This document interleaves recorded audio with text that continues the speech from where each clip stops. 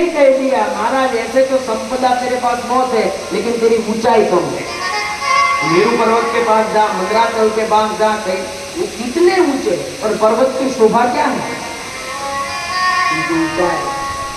और विंध्याचल को ये बात लगी, निर्णय किया और मेरी ऊंचाई बढ़े ऐसा मुझे कुछ करना है। बढ़ेगी ऊंचाई। एक उम्र हो जाने के बाद इंसान की भी ऊंचाई नहीं बढ़ती। लेकिन किसी ने कहा कि मन के किसी भी संकल्प को तुझे यदि सिद्ध करना है तो संसार में एक ही शरण है, शिव जी के शरण में जा, तेरे सभी कार्य सिद्ध हो जाएंगे। शिव के शरण में आजा, भोले की शरण में एक बार आजा, शिव की शरण। सभी भक्तों को मैं निवेदन करूं, थोड़ी देरी हुई है, थोड़ी देर और, लेकिन आज यहाँ से आप सभी को पंचमुखी रुद्राक्ष प्रसादी में दिए जाएंगे। सभी भक्त को रुद्राक्ष की प्रसादी लेकर ही यहाँ से जाए। रुद्राक्ष की माला कितनों को चाहिए? वो अपना नाम पंडित जी को लिखा दे। आओ।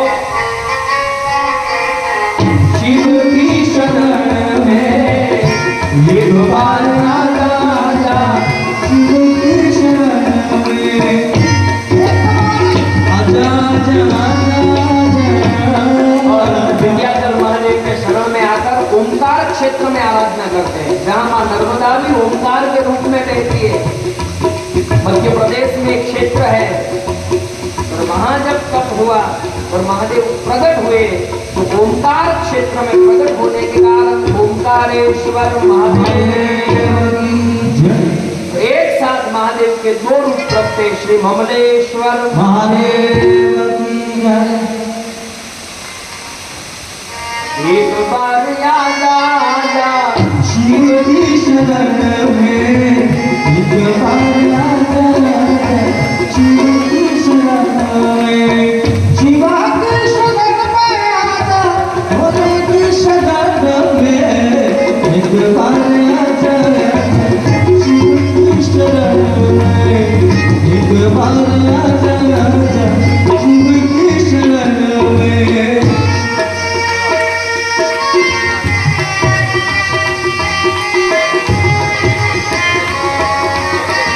परमेश्वर भाई निवेदन, आगे का यजमान पद आपको निभाना है। आगे आकर अपना स्थान ग्रहण करें परिवार समेत। 11 ज्योतिर्लिंग के यजमान या केवल एक ज्योतिर्लिंग बाकी है। यदि किसी को ज्योतिर्लिंग की पूजा और अभिषेक का सौभाग्य लेना हो तो है किसी की इच्छा? अंतिम लाभ है।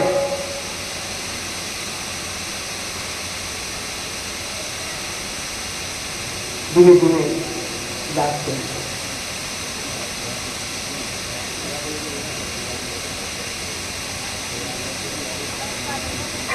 भगवान महादेव ओंकारेश्वर के रूप में प्रकट हुए और उसके बाद जो ज्योतिर्लिंग है वो है केदारनाथ। कितने गए हैं? बहुत से लोगों ने दर्शन किए हैं और चंदू बाबा 2 बार जाकर आए। जोरदार तालियों से केदारनाथ के यात्रियों को आवर से जवाना जईने आए। वाह, ये यात्रा थोड़ी कठिन है बाकी ज्योतिर्लिंग की यात्रा से।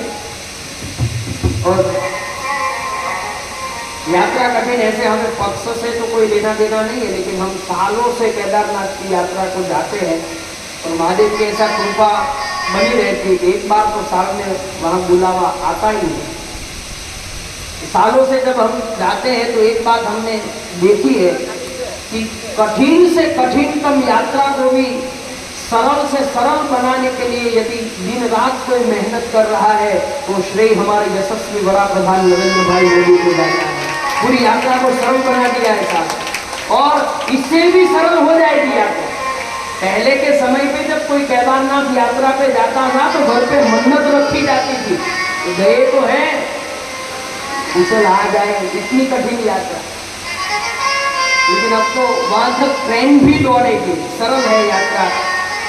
मैं महादेव को प्रार्थना करूँ आप सबको भी बाबा केदार का बुलावा आए, सबकी केदार की यात्रा।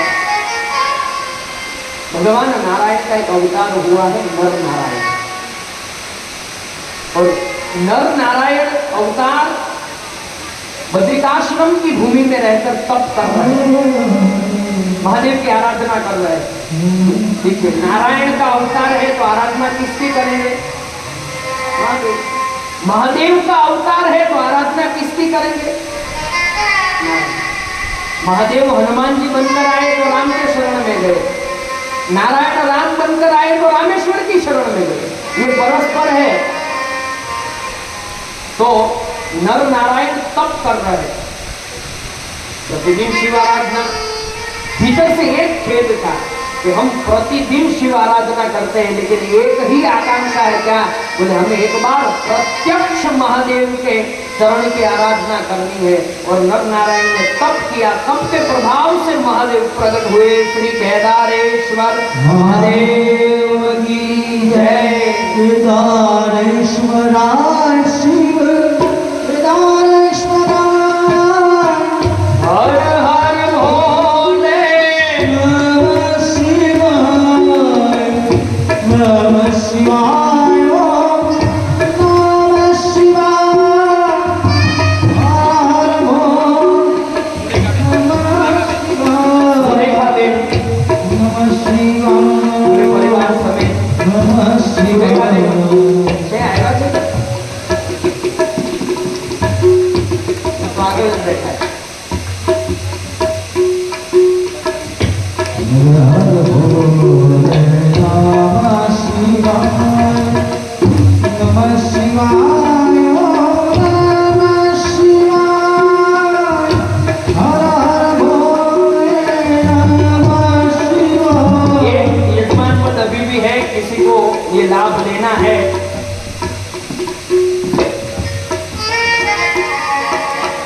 खड़े हो जाओ। कितने को ज्योतिर्लिंग अभिषेक का लाभ लेना है? खड़े हो जाओ।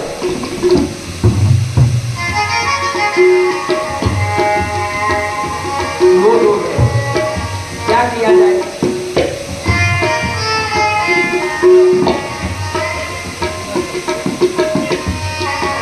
एक काम करें, अभिषेक पूजन का ये तो लाभ है और शायद लाभ बचना ही चाहिए। अभिषेक पूजा का लाभ दोनों यजमान को हम देते हैं, दक्षिणा भी दोनों से लेंगे।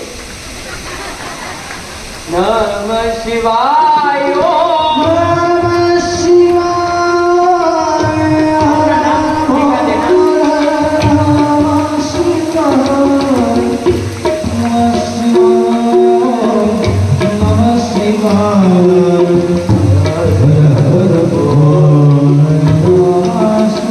उसके बाद भगवान भीम शंकर महादेव के प्रागट्य की कथा आती है और ये कथा भीम नाम के दैत्य के साथ जुड़ी है। कर्कटी का पुत्र है भीम, ध्यान दें। और ये कर्कटी को अपनी मां को एक बार भीम पूछता है, मां मेरे पिताजी कौन है? और अब ये कर्कटी के जीवन की कथा सुनिए। कर्कट और पुष्पसी की बेटी है कर्कटी। उनके विवाह विराध के साथ हुए। विराध को युद्ध में राम जी ने मार दिया। बेटी अकेली हुई, पिताजी के घर पर आई तो पिताजी को अगस्त्य मुनि के शिष्य सुतीक्ष्ण जी ने क्रोधाग्नि में जला दिया। पिताजी, माताजी भी मर गई, पति भी मर गया, अकेली होकर वन में भटकने लगी। तब कुंभकर्ण आया, रावण का भाई, उसके साथ रहने लगा और जो संतान हुआ वो भीम। भीम ने पूछा, कुंभकर्ण मेरे पिताजी की जगह, तो उसको भी युद्ध मैदान में राम ने मार दिया। देखो, पहले पिताजी विराट, उसको भी राम ने मारा। दूसरे पिता कुंभकर्ण, उसको भी राम ने मारा। मेरे नाना नानी उनको राम के भक्त ने मार दिया। राम है कौन, अब मैं बदला लूंगा ऐसा समझकर भीम सब करके शक्तियां एकत्रित कर धर्म को हानि पहुंचाने के लिए पूरी पृथ्वी पर से धर्म के विनाश के लिए निकला। होते होते आज का जिसे कामरूप प्रदेश कहते हैं, नॉर्थ ईस्ट आसाम आदि क्षेत्र, वह एक राजा था सुदक्षिण, उसको बंदी बना दिया। तो भक्त था महादेव का, प्रतिदिन पार्थिव शिवलिंग बनाता पूजन करता। एक दिन देखा भीम ने तो कुछ मिट्टी का लिंग बनाकर पूजा कर रहा है। भीम ने पूछा ये क्या कर रहा है? भीम के साथी थे वो कहने लगे महाराज वो आपको परास्त करने के लिए तप कर रहा है। और भीम ने अपनी तलवार निकालकर जैसे ही पार्थिव शिवलिंग पर प्रहार किया, पार्थिव शिवलिंग कभी अचेतन नहीं होती, उनकी प्रतिष्ठा नहीं करनी होती, निर्माण होते ही महादेव साक्षात उसमें विराजमान हो जाते। जैसे ही तलवार से प्रहार किया, उनमें से स्वयं महादेव प्रकट हुए, पिनाक धनुष से भीम को मारा। और भीम को मारने के लिए प्रत्यय नाम पड़ा श्री भीम शंकर महादेव की जय। शिवाय नमः शिवाय, शिवाय नमः शिवाय, संदीप भाई महाजन और उनका परिवार आगे भी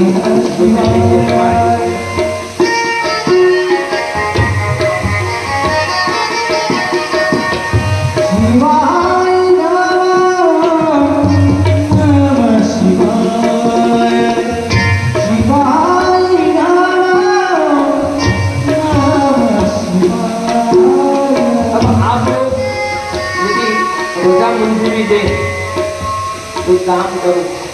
6 ज्योतिर्लिंग प्रागट्य की कथा बाकी है, सुननी है।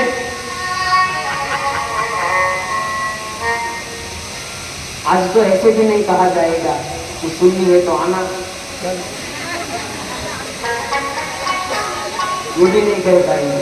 लेकिन एक रजा मंजूरी दो, मैं पहले एक साथ 6 ज्योतिर्लिंग प्रागट्य की कथा कह दूं, उसके बाद 6 यजमान आकर पूजा कर ले, चलेगा? सांभळवा वाला ने कहूं कि पहला के પછી સાંભળવું છે ને, ये मंजूरी यजमानों को देनी है, जो यजमान है चलेगा ना? कि जो चल रहा है वैसे ही चलाए। 6 ज्योतिर्लिंग प्रागट्य की कथा का दर्शन करा, जिससे थोड़ा वक्त हमारा बचे। इसके बाद भीमशंकर महादेव के प्रागट्य के बाद महादेव की एक और प्रागट्य की कथा है। सानंदमानंद वने वसंतम आनंदगंधम ऋतुपाप वृंदम वाराणसी नाथम नाथ नाथम श्री विश्वनाथम प्रपद्ये। भगवान विश्वनाथ के प्रागट्य की कथा, और ये विश्वनाथ के प्रागट्य की कथा ब्रह्मा जी के चरित्र से जुड़ी है। जब नाभि कमल से ब्रह्मा प्रत्यय ये सृष्टि उत्पन्न करने के लिए महादेव ने 5 योजन का एक स्थान बना दिया। इस स्थान का नाम है अभिमुक्त क्षेत्र। काशी का एक नाम है अभिमुक्त क्षेत्र। काशी पृथ्वी के ऊपर है लेकिन पृथ्वी से अलग है, अभिमुक्त है। क्यों? क्योंकि कल्पांत में पृथ्वी का विनाश होता है, हमारी काशी नगरी का कभी विनाश नहीं होता। स्वयं महादेव अपने त्रिशूल पर उसे धारण करते हैं, काशी का विनाश नहीं है। तो जब वो 5 योजन का स्थान जल में समर्पित होने लगा, तब महादेव ने ग्रहण किया। तो हिलने से महादेव के कान का मणि गिरा, जो आज भी मणिकर्णिका घाट के नाम से आज भी काशी में। तो ब्रह्मा जी को उपदेश देने के लिए महादेव प्रत्यय, तो ब्रह्मा जी ने विनंती की महाराज प्रत्यय ही हो तो अब यहाँ रह जाओ। क्यों? बोले आज से मैं सृष्टि प्रारंभ करता हूँ, मेरी रची हुई सृष्टि, मेरा रचा हुआ पूरा विश्व, उनका कल्याण आज से आप करोगे, परिणाम का नाम हुआ श्री विश्वेश्वर महादेव की जय। उसके बाद हमारे सबसे समीप वाले नहीं, सौ प्रागट्य पशु, हमारे यहाँ से सबसे समीप ज्योतिर्लिंग कौन सा है? त्र्यंबकेश्वर। त्र्यंबकेश्वर ज्योतिर्लिंग प्रागट्य की कथा ऋषि गौतम के चरित्र के साथ जुड़ी। गौतम ऋषि ब्रह्मगिरी के समीप रहते थे। ब्रह्मगिरी उस वक्त ऐसा हुआ, अनावृष्टि हुई, सालों तक बारिश नहीं आई, दुष्काल। हिंदी में दुष्काल रखते हो, दुष्काल में होते हिंदी में।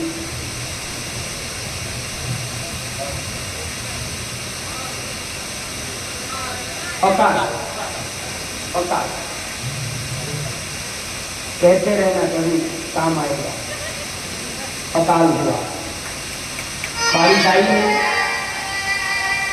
गौतम ऋषि ने तप करके वरुण जी को प्रसन्न किया, महाराज हमें जल दो, वर्षा दो। वरुण जी कहे आज्ञा नहीं है वर्षा की, लेकिन आपको जल चाहिए तो जल दे सकता हूँ। आप एक गड्ढा करें, मैं आशीर्वाद दूं, गड्ढे में कभी जल समाप्त नहीं। गौतम कहे हमें गड्ढे से मिले या बारिश से, हमें तो मतलब जल से है। आशीर्वाद मिल गया। और पूरी सृष्टि में सभी जगह अकाल था, केवल ब्रह्मगिरी में ही जल था। तो सब अपना जीवन बचाने के लिए दौड़कर ब्रह्मगिरी आ गए। साधु संत सन्यासी योगी मुनि त्यागी तपस्वी वैरागी सब। अब जल है तो जीवन है, सब जीने लगे। एक बार गौतम महाराज संध्या करने को बैठे, शिष्य को भेजा जाकर जल ले आया। गड्ढा एक, जल लेने वाले अनेक, भीड़ लगी। शिष्य आया, कहने लगा हमारे गुरु जी को संध्या का जल चाहिए, दे दो। तो ऋषि की पत्नियां वहां जल ले रही। ऋषि पत्नियां अपमान करते हुए कहने लगी मेरा ऋषि बड़ा तपस्वी, बड़ा संध्याधारी, इनको जल्दी है तो हम ऐसे फोगट में खड़े कतार में लग जाए। यदि हम कतार में लगेंगे तो संध्या का वक्त चला जाएगा, जल दे। मना किया। बाल वृंद आकर अहल्या को कहने लगे माँ हमें जल नहीं दे रहे, आप चलो। गौतम ऋषि की पत्नी अहल्या वो दौड़ कर आई। बाकी जो संत पत्नियां थी, ऋषि पत्नियां थी, सुनाने लगी। अहल्या जी ने केवल याद ही दी है कि जहां से जल ले रहे हो पता तो है ये जल आया कहां से। ऋषि गौतम की तपश्चर्या का प्रभाव है, यहाँ जल आया। आज इसको ही जल देने में आप मना कर रहे हो। तो तब सभी ऋषि पत्नी निर्णय करके गौतम को यहाँ से भगा, जाकर अपने पतियों को कहने लगी कुछ भी करो, गौतम जी को भगा दिया। बड़ा अभिमान। तब ऋषियों गणेश जी की आराधना करके, गणपति को गाय के रूप में तैयार करके गौतम ऋषि के खेत में भेजते। जब गाय के रूप में गणपति आए तो गौतम ऋषि ने अपने खेत से निकालने के लिए दर्भ का तिनका लेकर ऐसे प्रहार। अब दर्भ से क्या होगा? कुशा। ये दर्भ का भी एक प्रश्न रहा। मैंने कहा था दर्भ जल महादेव को अर्पण करें। कई लोग ये दर्भ संस्कृत शब्द नहीं समझ पाए। कुशा बड़ा एक धार वाला रहता है, पितृ कार्य में जिसके अंगूठी पहनते हैं। फिर भी समझ ना आए तो गूगल में दर्भ लिख लेना, आ जाएगा, समझ में आ जाएगा। अरे तिनका दर्भ का फेंका, तुरंत गणेश जी ने गाय का शरीर छोड़ दिया, वो निकल गया। गाय का शरीर गिरा, ऋषि मुनि आ गए, गौ हत्या की। गाय सामने गिरी भी है, मना भी कैसे कर पाए? चला जाए यहां से, तेरे जैसे के पाप से ही अकाल पड़ रहा है, गौ हत्या रहा है तू गौतम। गौतम मुनि संतों को पूछते हैं गौ हत्या से मुक्त होने के लिए क्या करें। तो सभी संतों ने एक साथ कहने लगे, करोड़ों जप करो, करोड़ों पार्थिव लिंग पूजा करो, ब्रह्मगिरी की 100 परिक्रमा लगाओ, पृथ्वी की यात्रा करो। तो गौतम ने स्वीकार किया। इतनी साधना जब की तो हुआ यूं, गौतम ऋषि के सामने स्वयं महादेव प्रकट हो गए, मांगो। तब गौतम ने कहा, महाराज मांगना कुछ नहीं है, मेरे सिर से पाप हटाओ। महादेव कहे, तेरे सिर पे कोई पाप ही नहीं है। बोले गौ हत्या?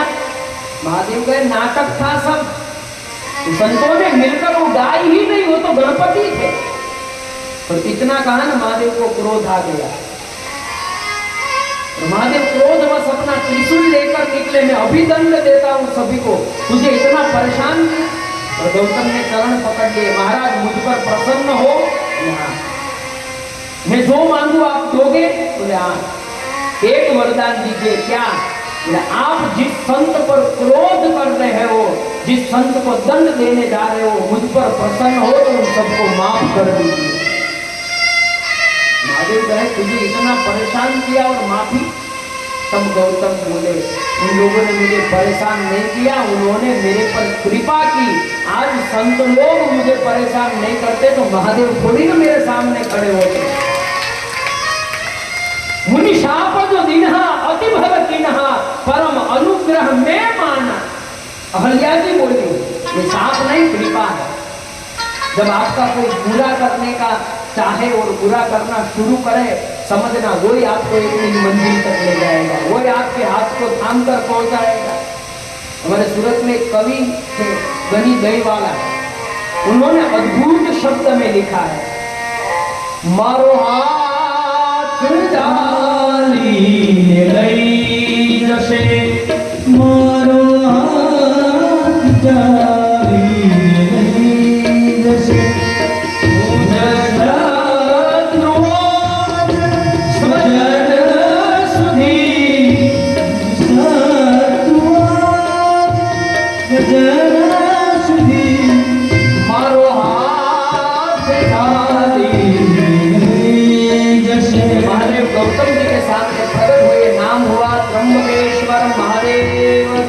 ब्रह्मेश्वर महादेव किस नदी के तट पर है? गोदावरी। लेकिन उस तट पर गौतम ऋषि ने तप किया। नदी का क्या नाम हुआ? हिमालय केदारम, कृष्णे संत शिवालय, वाराणस्याम तो विश्वेशम, त्र्यंबकम गौतमी तटे। गौतम की तपस्थली जहाँ त्र्यंबकेश्वर विराजमान। उसके बाद वैद्यनाथ, रावण के चरित्र से जुड़ा है। रावण एक दिन शिवलिंग को लेकर कैलाश से लंका ले जा रहा था। महादेव ने शर्त रखी, जहाँ रखेगा वहाँ स्थापित हो जाऊंगा। और भूल से तो रावण ने तो शिवलिंग चरवाहे को दिया। शिवलिंग का वजन बड़ा, हाथ में रख नहीं पाया। जैसे ही नीचे स्थापित किया, जयकार हुआ, वैद्यनाथ महादेव की जय। मन तो करता है कथा आपको विस्तार से कहूं, लेकिन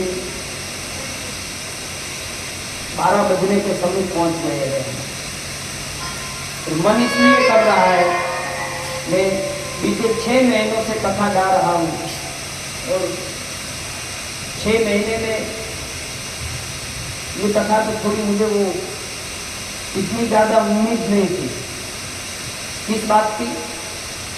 मेरी हिंदी की। आपकी तो सब उम्मीद पर आप खरे उतरे हो, फिर भी झामी जू जानी। तो इतनी कथाओं में बहुत कम जगह ऐसा अनुभव हुआ कि भीतर से ऐसा लगता है कि श्रोताओं को छोड़ना ही नहीं। और आपकी पता नहीं आज अंदर से हो रहा है, पता नहीं कुछ स्थान की महिमा रही होगी, आज वापी छोड़ने का मन ही नहीं कर रहा है। तो फिर भी अब वक्त के साथ तो चलना ही है। तो वैद्यनाथ के बाद नागेश्वर महादेव के प्रागट्य की कथा। तो पार्वती जी की एक भक्त रही दारू का, उनका पति का नाम दारू, उनके ऊपर से वो जंगल का नाम भी दारू का वन हो गया था। पति दुष्ट था दारू, उन्होंने शिव भक्त को बंदी बनाया। पत्नी दारूका को पता चला भक्त का अपराध महादेव सहन नहीं करेंगे, यदि भक्त ने पुकार लिया तो प्रभु आएंगे मेरे पति को मारेंगे। तो उसका भक्त पुकारे, उनसे पहले मैं पुकारूं, पार्वती जी की भक्त थी। माता को ही कह दूं महादेव आएंगे तो मेरा वंश यहां से रुक जाएगा। इसलिए दारूका ने जब प्रार्थना की और महादेव प्रकट हुए, नाम हुआ श्री नागेश्वर महादेव की जय। उसके बाद का ज्योतिर्लिंग है, उनके प्रागट्य की कथा मुझे नहीं लगता कि आपको समझानी पड़ेगी। वो कथा कौन सी है? जो रामेश्वर दर्शन करई, जो रामेश्वर। भगवान राम ने अपने जीवन का एक संकल्प सिद्ध करने के लिए जब यात्रा की, तो महान संकल्प समुद्र को लांघ कर जाना था सामने, रावण के विनाश के लिए। पूर्व में लिंग की स्थापना की, राम के द्वारा पूजित हुए प्रभु प्रत्यय नाम रामेश्वर है। लेकिन राम ने शिवलिंग प्रागट्य की पूजा की दो वजह है। पहली, रावण ब्राह्मण ब्रह्म हत्या सिर पर आई, पूर्व से शिव आराधना की। ब्रह्म हत्या जैसा पाप भी शिव आराधना से मिलता है। दूसरा, राम जी को खबर है रावण किसका भक्त है। युद्ध शुरू हो जाए तो शुरू युद्ध में रावण ने आराधना शुरू कर दी, महादेव हाजिर हो जाएंगे।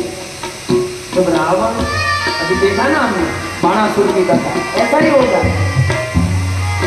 कृष्ण ने ये पूजा नहीं की थी तो युद्ध करना पड़ा। राम जी ने पहले ही पूजा कर ली, भक्त का है आपका हो, लेकिन युद्ध करने मैं जाता हूँ, मैं भी आपका भक्त, बीच में मत आना, मैं हूँ रावण, हम देख लेंगे।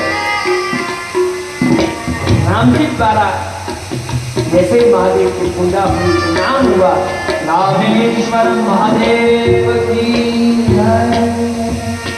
ओ गंगा पानी चढ़ा, ओ गंगा पानी चढ़ा, सायुज मोती नर पाई, आयुष मोती नर पाई, ओ रामेश्वर दर्शन करो, ओ रामेश्वर बोले रामेश्वर महादेव की जय।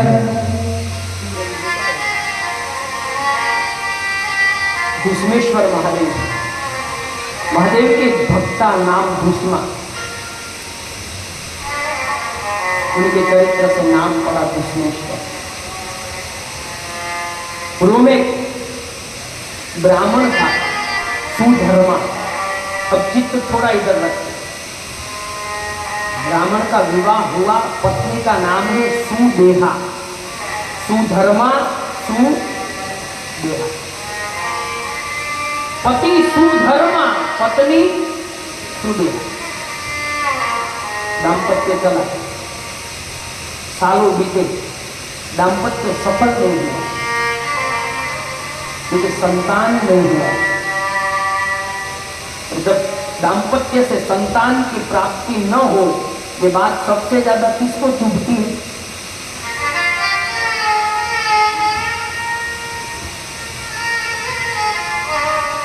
ये बात सबसे ज्यादा स्त्री को चुभती है, क्योंकि सुनना उसको पड़ता है, सहना उसको पड़ता है।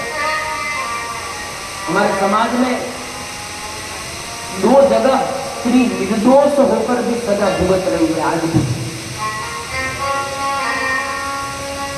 स्त्री बिल्कुल निर्दोष, फिर भी सजा भुगत रही है, एक वंध्यत्व में, एक और विधवा होने पे।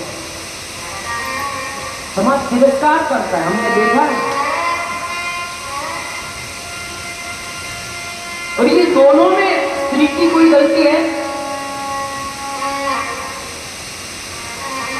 यह काम प्रारब्ध करता है, भुगतना स्त्री को पड़ता है। हमने तो देखा लोग कितना तिरस्कृत करते हैं विधवाओं को, वंध्यत्व वाली स्त्रियों को। क्यों आखिर? मैंने देखा है एक ही बेटा हो, बेटा छोटा हो तब बचपन में पिताजी बिगड़ गए हो, माँ मेहनत मजदूरी कर कर पैसा इकट्ठा कर कर बेटे को बड़ा कर, एक ही बेटा जिनके सहारे जीवन जी रहे हो, हृदय में एक ही नाम हो, कल बेटा बड़ा होगा तो शादी करूंगी उनकी, धाम-धूम से पैसा इकट्ठा कर रही है। वही बेटे की जब शादी आए तब देखना परिवार वाले सब आगे, पड़ोसी सब आगे, लेकिन आप देखना उस दिन ये माँ को सब पीछे छोड़ देते हैं। क्यों? विधवा है, न पूजा में हाथ लगाने देंगे, न साधन सामग्री में हाथ लगाने देंगे, न कंकोत्री बांटने में, शुरुआत किसी और से कराएंगे। अरे बेटा इसका है और क्यों करे? हाँ ठीक है, अमुक स्थान ऐसे है जहां जोड़ा ही चाहिए पूजा में, तब तो ठीक है। बाकी की जगह पर वो स्त्री पत्रिका बांटने की बात हो, पत्रिका को तिलक कर, तो विधवा है तो उसके हाथ से नहीं कराएंगे। क्यों? बेटा उनका है, पूरे जीवन अरमान उन्होंने पाला है। और आज मैं पूछूं, बाप के जाने के बाद बेटे को पालकर बड़ा किया और वो बेटा जब शादी के लिए जाता, इस बात की खुशी सबसे ज्यादा किसको होगी? माँ से ज्यादा खुशी कौन? पीछे करते। समाज में ये बदलाव की जरूर है साहब। अपने पति के खोने का दुख सबसे ज्यादा स्त्री को है। किसी ने भाई खोया, किसी ने बेटा खोया, किसी ने चाचा खोया, लेकिन साहब एक स्त्री ने तो अपना सर्वस्व खो दिया है। स्त्री ने सब कुछ खोया है। दुख को भुलाने के लिए लोगों के बीच में आती है तो लोग तिरस्कार करते हैं।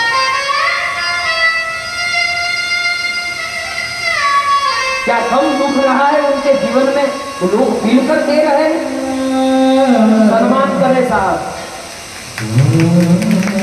जरूर सम्मान करो। मेरा तो ये नियम रहा है, जिस स्थान पर मैं कथा करने गया हूँ उसी स्थान पर वापस दूसरी बार जब मैं कथा करने गया हूँ तब मेरा नियम रहा है, पहले ही दिन पोथी यात्रा में सबसे पहली पोथी उस स्थान की सारी विधवा माताएं उठाती है, वो पोथी पूजा करने करती है। यार प्रांगण में वापस दूसरी बार आऊं तब भी यही नियम रहेगा, याद आपको रखना है। पहले दिन की पोथी हमारी विधवा और उनका आशीर्वाद मिल गया साहब, बेड़ा पार, वो हृदय से निकलता है।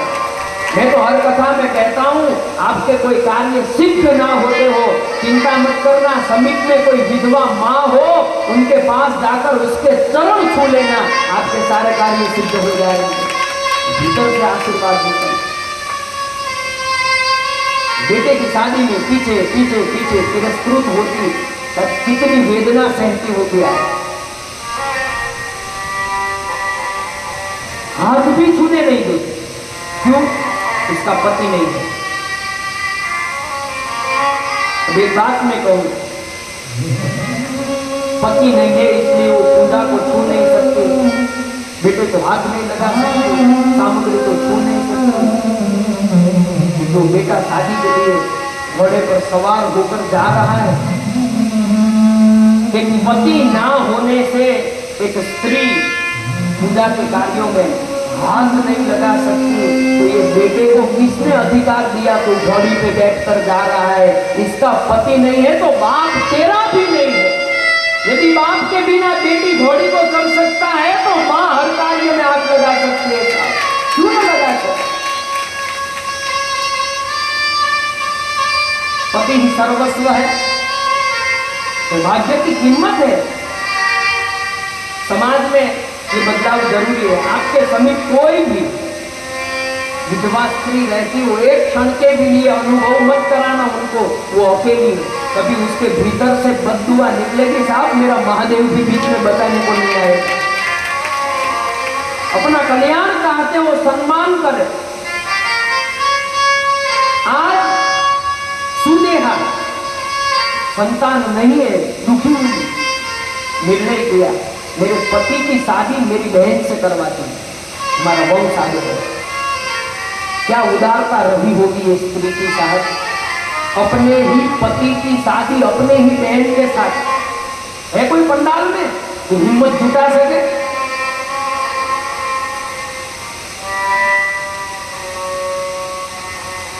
तो एनी रीते करिए तो वही कोई मारवा करे।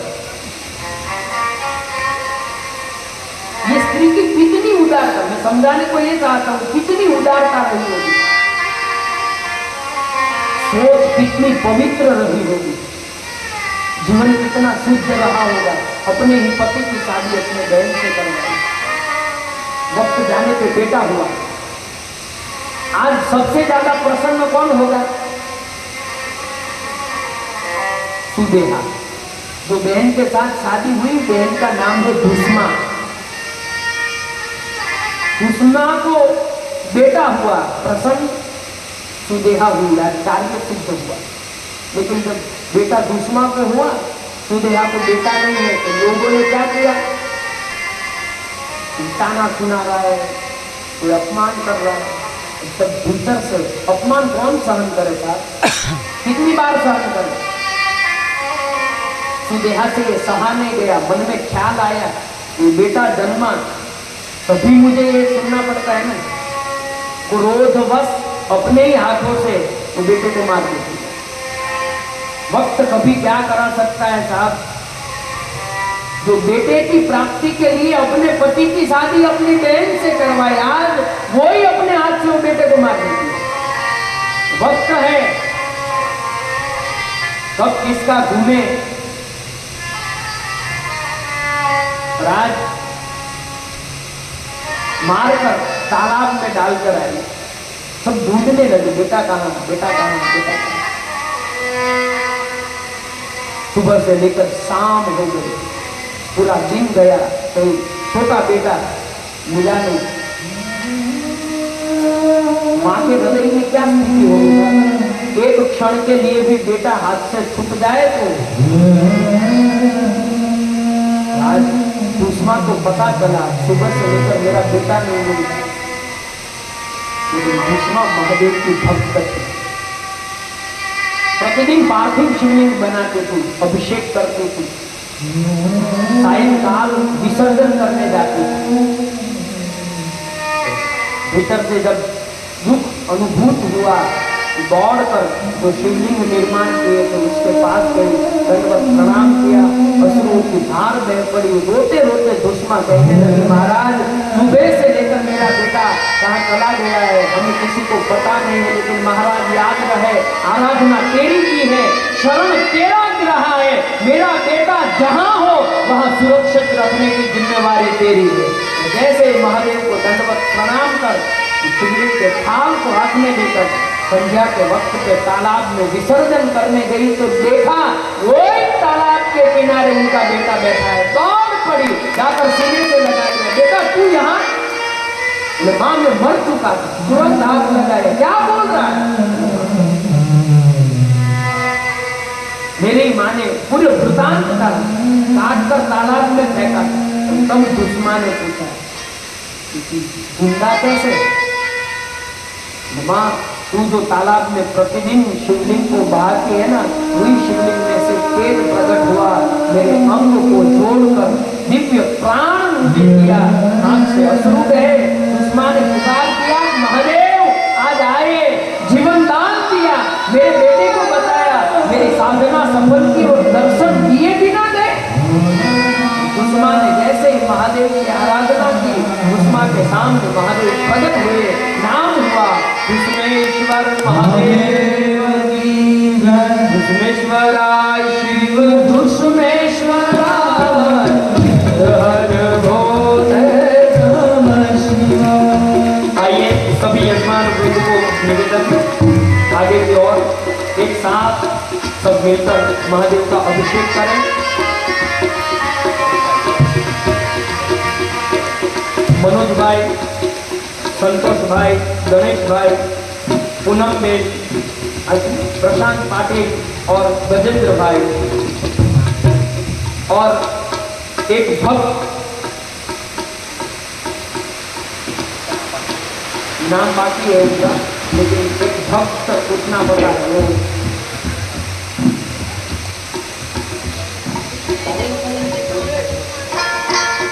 बोला बोला है सुरेखाबेन नाम बोला ना मैं यार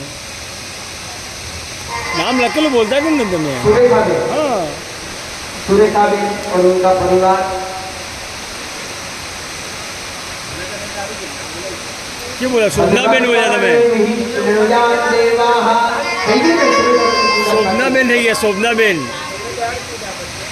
हाँ तुम्हें आ रहा भद्रं कर्णे विहिष्णुराम देवाः भद्रं पश्येमाक्षभिर्विजत्राः शिवे रङ्गे पुष्पवांघुसस्तम भृजसे महिते महितं जटायुः।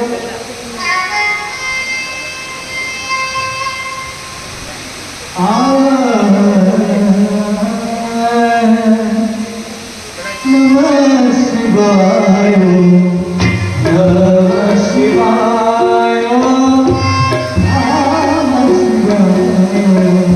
नमः शिवाय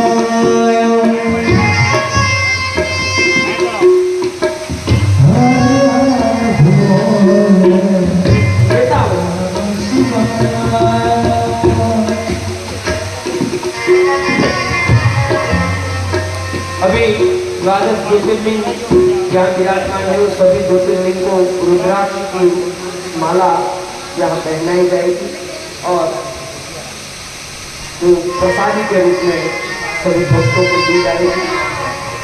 जिनको रुद्राक्ष की माला चाहिए वो भी पंडित जी का संपर्क करें, पंडित जी के पास से वो माला आप ग्रहण करें। आइए ये अभिषेक हो तब तक शिव महापुराण का उपसंहार का दर्शन करें। कोटि रुद्र संहिता के बाद उमा संहिता में देवी चरित्र की कथा है, कैलाश संहिता में वर्ण के अधीन धर्म की कथा है और वायव्य संहिता में शिवरात्रि आदि पर्व के महत्व की कथा के साथ शिव महापुराण को आज महादेव जी के चरणों में हम अर्पण करते हैं। प्रभु की कृपा से 9 दिन हमारे भाव और श्रद्धा से आज परिपूर्ण हुई। आज के दान है कि नहीं?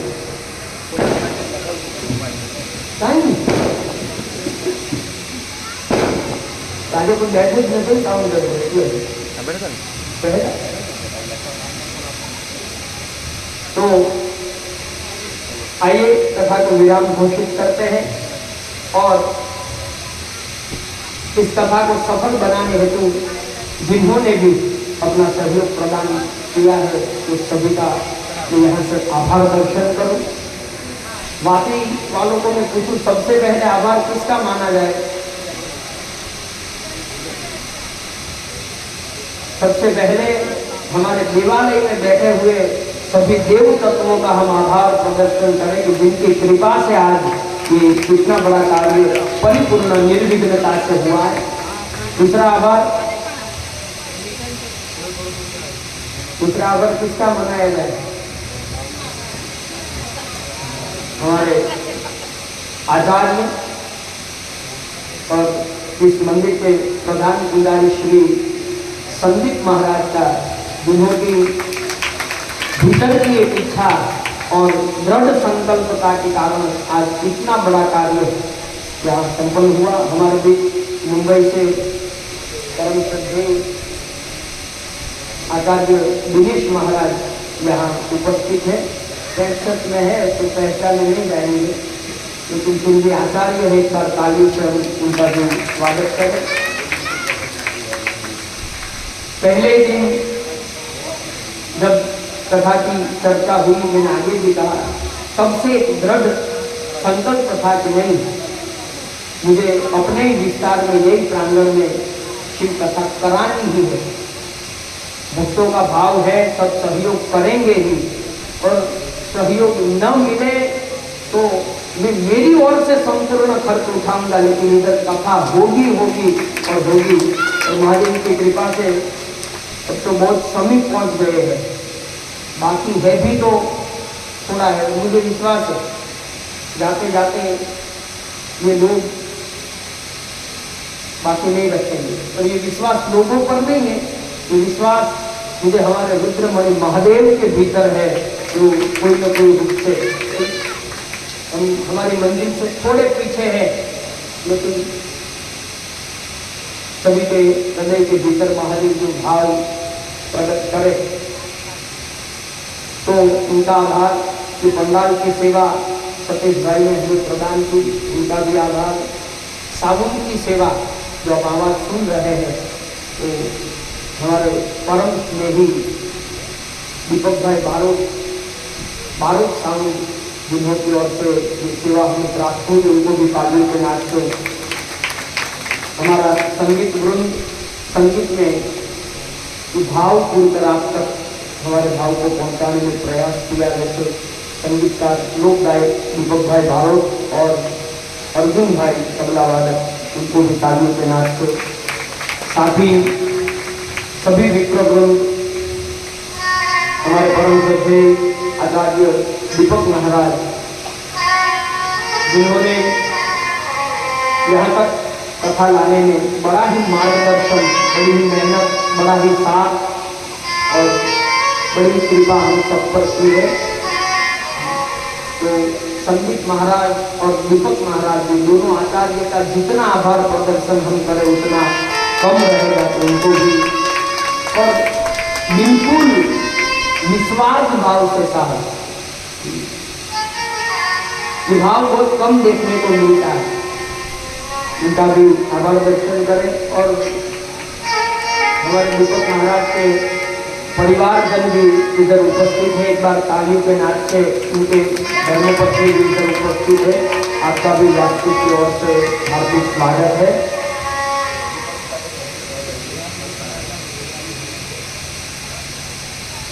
हमारे दीपक भाई बारूद को कविता राणे की ओर से 500 रुपये प्राप्त हो रहे हैं। आइए शुभ समारोह के साथ इस कथा को विराम दें।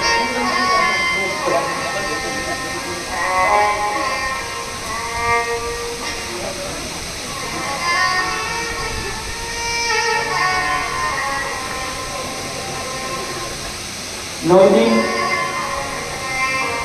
बिल्कुल हर्ष, आनंद, उत्साह के साथ व्यतीत हुए। आज महादेव की इस गाथा को हम विराम घोषित करते हैं। अकारण प्रभु ने कृपा की, अनायास इतना बड़ा सौभाग्य हम सबको प्राप्त हुआ। ऐसे कल 8 बजेंगे तो सब सोते हुए कहाँ जाए, 9 दिन तक तो सहारा था, 8 बज गए तो कथा में जाते हैं। और आप देखो साहब